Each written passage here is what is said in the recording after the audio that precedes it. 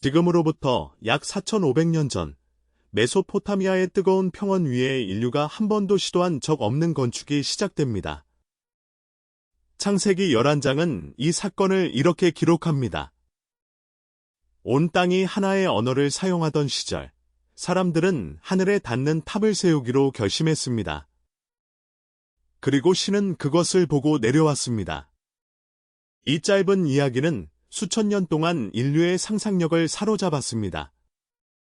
신화일까요? 아니면 누군가 실제로 목격한 사건의 기억일까요?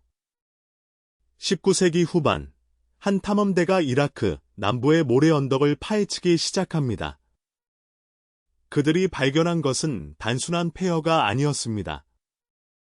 수백만 장의 벽돌로 쌓아 올린 거대한 계단식 구조물, 그리고 그 아래 묻힌 비문 하나. 비문에는 바빌론의 왕 네부카드네자르 2세의 이름이 새겨져 있었고, 그는 이 건물을 하늘의 신을 위한 집이라고 불렀습니다.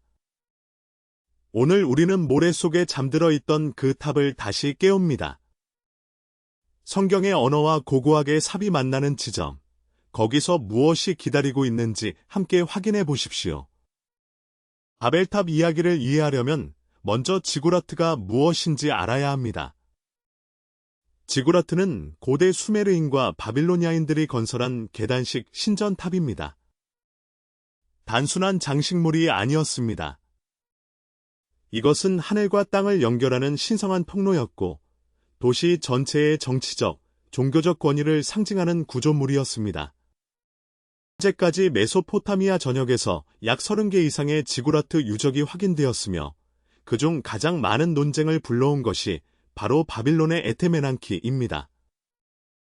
수메르어로 하늘과 땅의 기초가 되는 집이라는 뜻입니다. 1899년 독일 고고학자 로베르트 콜데바이가 바빌론 유적 발굴에 착수했을 때 그는 거대한 사각형 기단의 흔적을 발견합니다. 기단의 한 변 길이는 약 91m, 높이는 고대 문헌에 따르면 최대 90m에 달했을 것으로 추정됩니다. 기원전 6세기 바빌론을 방문한 그리스 역사가 헤로도토스는 이 탑을 직접 묘사했습니다. 그의 기록과 콜데바이의 발굴 결과는 놀라울 정도로 일치했습니다. 더욱 흥미로운 것은 히브리어 바벨과 바빌론의 수메르어 어원바브 일로, 즉 신의 문이 언어적으로 연결된다는 사실입니다. 성경 저자들은 분명 이 도시와 이 탑을 알고 있었습니다. 여기서 우리는 중요한 갈림길에 서게 됩니다. 에테메난키의 폐허 앞에서 학자들은 서로 다른 방향을 가리키고 있습니다. 한쪽에는 수천 년간 이어온 전통적 해석이 있습니다. 인간의 교만함이 하늘을 향했고 신은 그 오만함을 꺾었다는 이야기.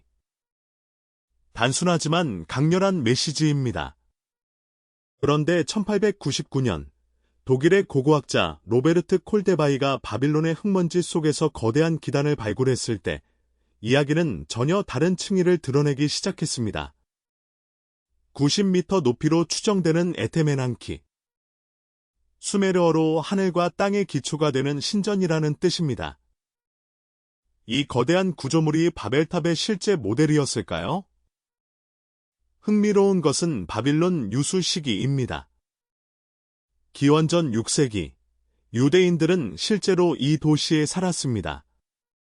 그들의 눈앞에 에테메난키가 우뚝 서 있었을 것입니다. 아직 완공되지 않은 채, 혹은 파괴된 채로, 그 충격적인 광경이 집단 기억 속에 새겨졌을 가능성을 배제할 수 없습니다. 신화인가? 역사인가? 아니면 그 경계 어딘가에 진실이 숨어 있는 것일까요? 그런데 여기서 우리는 멈춰야 합니다. 단순히 바벨탑은 에테메난키였다고 결론 내리기엔 풀리지 않는 매듭들이 너무 많습니다. 바빌로니아의 기록 어디에도 신이 그 탑을 무너뜨렸다는 이야기는 없습니다. 오히려 그들은 그 탑을 자랑스러워했습니다. 그렇다면 성경의 기록은 동일한 건축물을 전혀 다른 시선으로 바라본 것일까요? 이스라엘 민족의 눈에 하늘을 찌르듯 솟아오른 바빌론의 탑은 경이로움이 아니라 오만함이었습니다. 포로로 끌려온 그들이 목격한 거대한 지구라트는 인간이 신의 자리를 탐하는 상징으로 각인되었을 것입니다.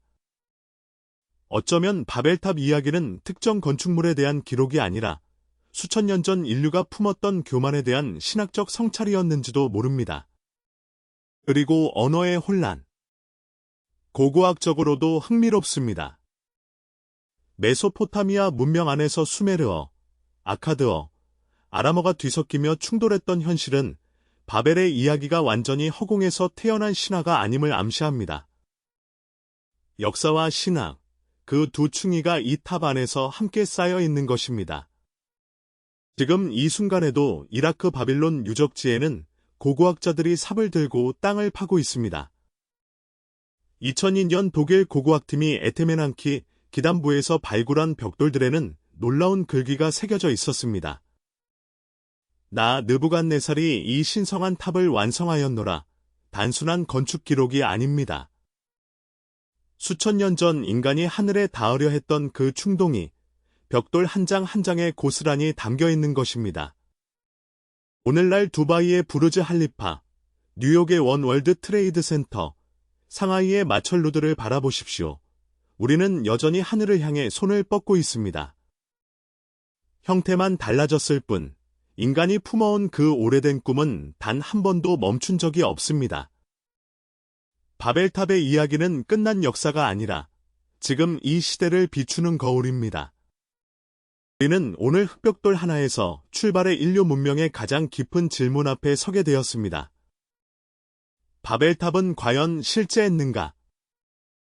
고고학은 에테메난키라는 이름을 내밀고 성경은 하나님이 흩으셨다는 기록을 내밉니다. 어느 쪽이 진실이냐고 묻기 전에 어쩌면 우리가 던져야 할 질문은 이것일지도 모릅니다. 왜 수천 년이 지난 지금도 전 세계 수십억 명이 이 탑 이야기를 기억하는가? 돌은 무너졌지만 이야기는 살아남았습니다. 그리고 살아남은 이야기는 언제나 진실의 다른 이름이었습니다. 다음 발굴지에서 무엇이 나올지 우리는 아직 모릅니다.